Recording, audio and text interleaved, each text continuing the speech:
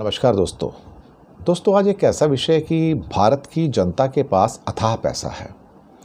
कोई भी सरकार जितना पैसा टैक्स लगाकर लेना चाहे ले सकती है। मैंने भारत की जनता को कभी भी सड़कों पर उतरते नहीं देखा। हो सकता है 30-40 साल पहले 20 साल पहले लोग सड़कों पर उतरते थे, थोड़ा बहुत प्रदर्शन करते थे, सब कुछ करते थे, लेकिन अब हालात कुछ इस किस्म के हैं कि जहाँ पर ऐसा मुझे कुछ भी होता हुआ नज़र नहीं आ रहा है। कितनी भी महंगाई हो जाए, पेट्रोल जितना मर्जी महंगा हो, दालें जितनी मर्जी महंगी हों, लोग सड़कों पर नहीं उतरते हैं।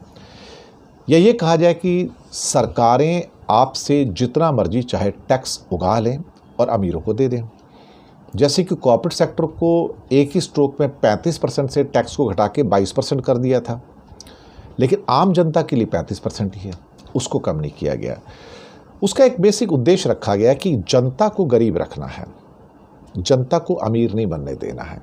जनता गरीब रहेगी, जाहिल रहेगी, गंवार रहेगी, अनपढ़ रहेगी, उसके पास पैसे नहीं होंगे तो उसके अंदर वो शक्ति उत्पन्न नहीं होगी, सड़कों पे आ पाए। अब सड़कों पे कौन उतरता है?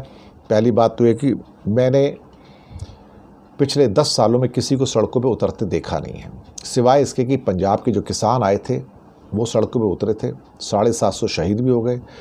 और थोड़ा महाराष्ट्र के अंदर हमने देखा जरंगे पाटिल का जो ओबीसी को लेके जो उनका सारा का सारा प्रदर्शन है वो थोड़ा, बाकी मैंने 10 साल में किसी को भी सड़कों पे आते हुए नहीं देखा।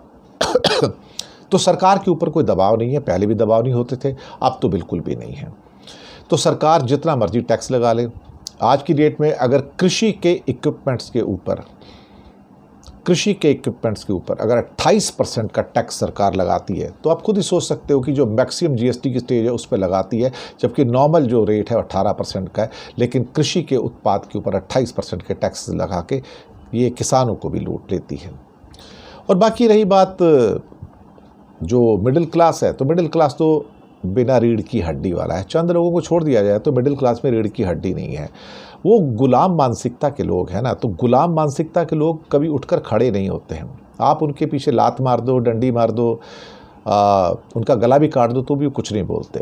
तो उनके पास एक डायलॉग है, लेकिन मिडिल क्लास पर हम कर भी क्या सकते हैं। वो मरता है, कटता है, लोन लेता है, सोना बेचता है, अपने रोटी खाना कम करता है, लेकिन बच्चों को पढ़ाता जरूर है हिंदुस्तान में, ये सोच के कि शायद कभी बुढ़ापे में सहारा बन जाएंगे। और बस आप सोचिए कि अगर आपको कार खरीदनी है तो लोन 9% पे मिल जाएगा, घर खरीदना लोन 8-9% पे मिल जाएगा, लेकिन अगर आपको एजुकेशन लोन लेना चाहिए तो 12-13% पे मिलेगा। उनको मालूम है झक मार के पैसे लेंगे ये लोग, झक मार के।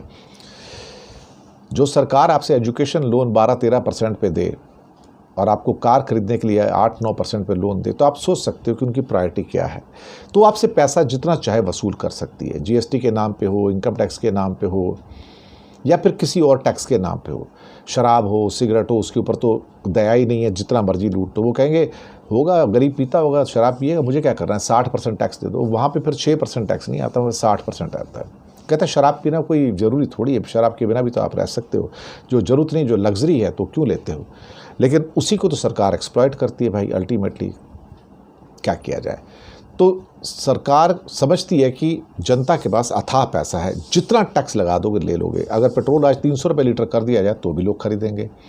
गाड़ियाँ जो पहले 5 लाख की मिलती थी अब 10 लाख की मिलती, तो भी लोग खरीदते हैं।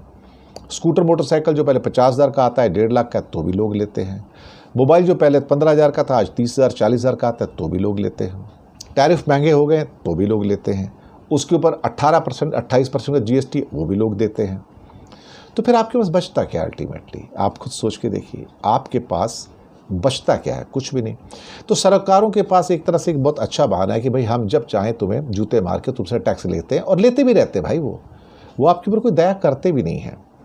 तो भारत की जनता के पास सरकार ये समझ के चलती है कि अथाह पैसा है, सोना भी काफ़ी है, इनको जितना लूटना है आप लूट लो, ये उफ नहीं करेंगे। वो गाइनिया पिग्स होते हैं ना, गाइनिया पिग्स, कहीं से भी हाँक सकते हो, बस हम लोग वही हैं। किसी के पास कोई चॉइस नहीं है, जो ऊपर से बोल दिया सो देना है, बात ख़त्म। क्या कर सकते हो। शुक्रिया आपका।